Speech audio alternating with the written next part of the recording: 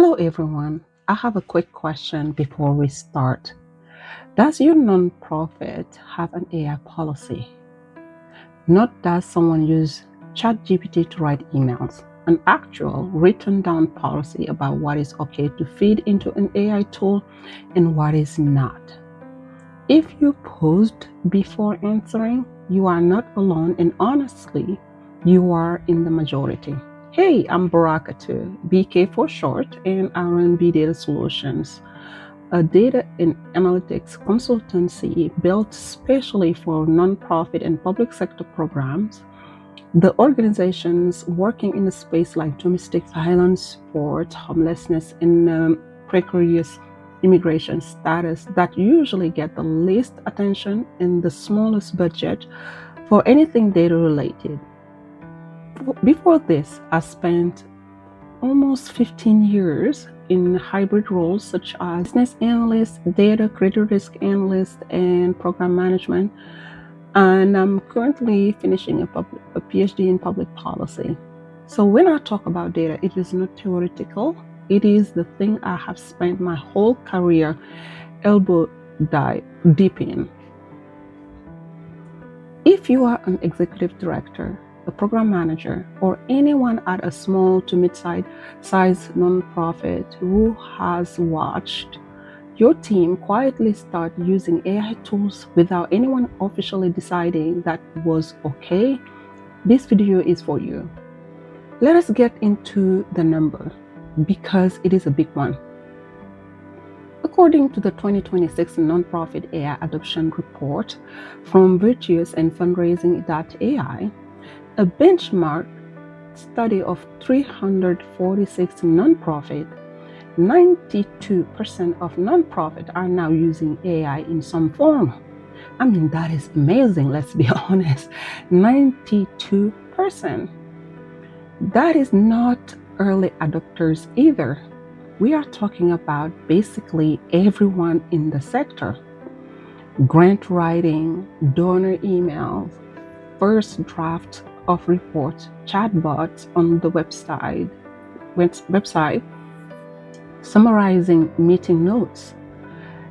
It is everywhere now, and honestly, most of it happened the way most technology adoption happens in under-resourced organizations, quietly, one staff member at a time, without a formal rollout. Here is a number that should make you sit up, though. 47% of those same organizations have no AI governance policy at all. Almost half. So picture that for a second. 9 out of 10 nonprofits are using AI, and roughly half of them have never actually decided as an organization what AI is allowed to touch. And these include client names, case notes, financial details, and anything that came from a funder under a confidentiality clause. Anything and everything is just going into these tools because someone was busy and it seemed efficient and nobody had ever told them not to. I want to be clear that this is not a shame on you video. This is an extremely normal gap, and I get why it happened. Most small nonprofits do not have an IT department, let alone someone whose job is to think about AI policy. You are stretched across programming, fundraising, and reporting already. Governance policy for a tool that showed up 18 months ago is not exactly at the top of the list. I have been in meetings where conversation did not start with, we should probably have a policy for that, and in some cases, someone said it out loud, then quietly disappeared. And what I mean by that, there are instances where in a large meeting with different stakeholders, people are voicing concern, and then a policy or government seems to be a great idea. It is expressed, it is noted, it is part of the to-do list or checklist for the takeaways. But then it quietly disappeared into the parking lot of things nobody circled back to. It happens everywhere, not just in non-for-profit sector. Here is a scenario though that is playing out constantly underground. And it is not any one organization. It is basically a composite of what many of us know, but no one is flagging until there is a security breach, data privacy policy concern are raised, or worst case, there is a breach of client information.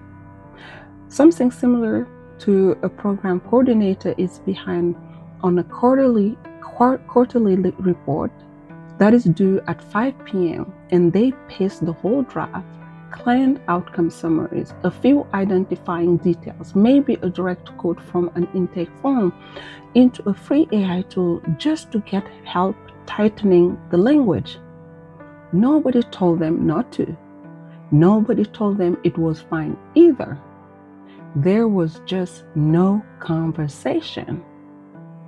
Multiply that by however many staff you have and however many months this has been going on quietly, and that is the exposure we are actually talking about. It is not dramatic. It is not anyone acting in big bad faith, and it is just a gap nobody closed. But here is why this particular gap matters more than you may think. So, or it is for, let's say, a retail company. A lot of the organizations in the sector hold information that is genuinely sensitive in ways that go beyond typical business data. Details about someone fleeing domestic violence, someone's immigration status, someone's housing history, and in some cases, someone's health information. If that kind of information ends up inside a general purpose AI tool without anyone having thought through what happens to it, that is not just an efficiency question anymore. This is a client safety and trust question, and potentially a funder compliance question too. Since a lot of the funding agreements have specific data handling clauses that were written before anyone at the funder was thinking about AI either. So, what does an actual policy need at a minimum?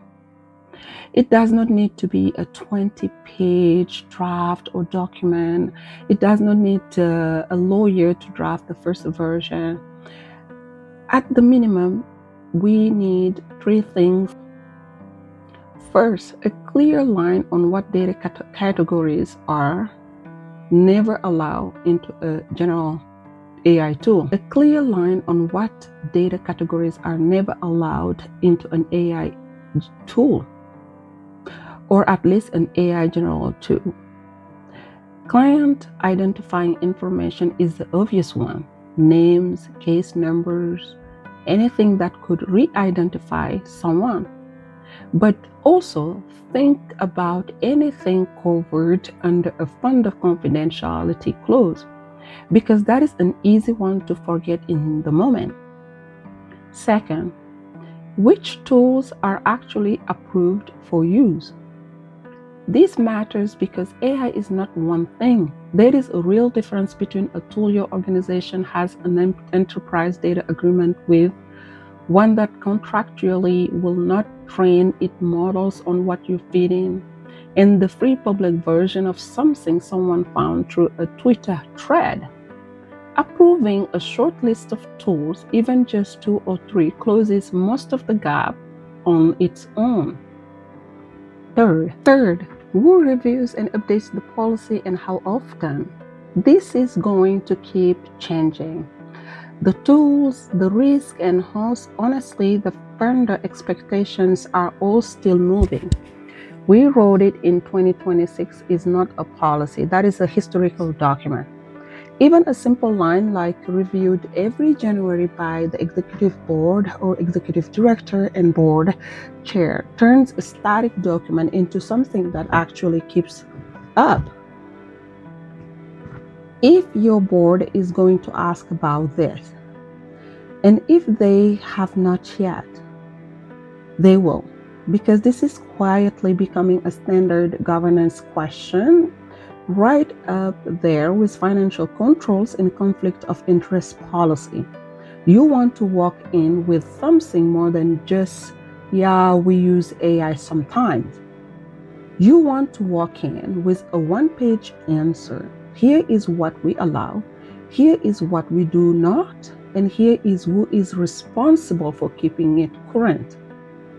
If you want to go deeper on the practical side of this, what a genuinely useful AI tool looks like for a small nonprofit without the hype or without the sales pitch, I got a video on exactly that, and go check that one out next. That's it for me. I will put a new video every week on exactly this kind of thing. Practical data and analytics guidance for organizations that do not have a data team, do not have a big budget, or are just trying to do the work well. So stick around and I will see you next.